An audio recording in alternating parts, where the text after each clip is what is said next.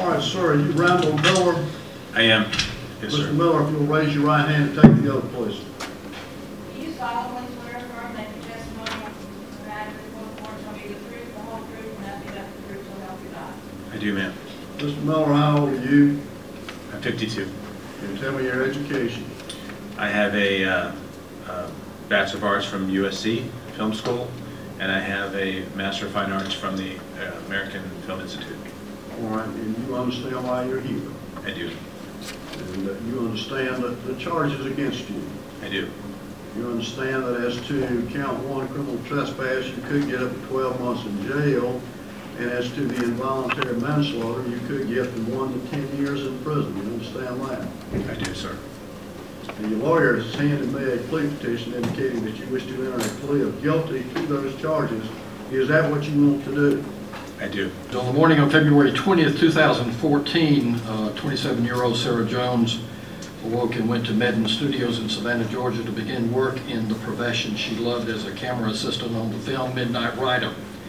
Later that day, she was dead, hit by a train after Randall Miller and others went to the railroad tracks and trestle at Doctortown in Wayne County, Georgia to film scene 14 in that movie. She had 33 external injuries and 12 internal injuries and died as a result of multiple fractures to her head and the base of her skull. The film company was owned by Randall Miller and Jody Savin. Jay Sidrish was the production manager, producer, and Hillary Schwartz was the first assistant director. Charlie Baxter was the location manager. My dear Sarah, there's a deep sadness in my heart, a hole through the middle of my soul. I so look forward to watching you and wonder as you lived your short life and wanted to witness more of it for myself.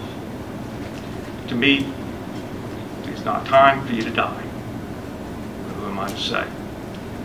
I have to accept your death. Life is not about how long we live, but how we live life, and you lived it very well.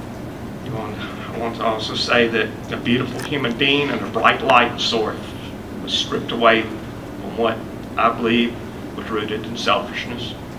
The single-minded idea that getting the shot was worth risking the safety and lives of the cast and crew. I do not seek revenge, but rather I seek healing for all involved, including those responsible for my daughter's death.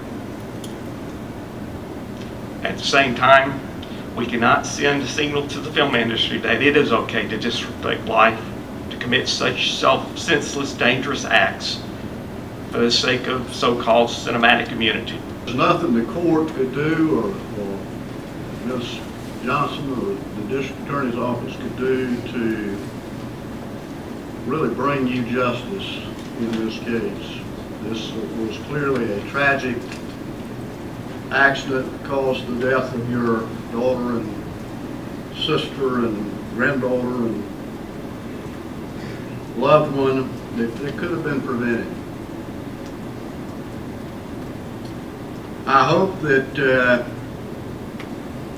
this day will in some way contribute to your goal of sending a message to the film industry regarding safety and responsibility, and thereby giving some meaning to this tragedy.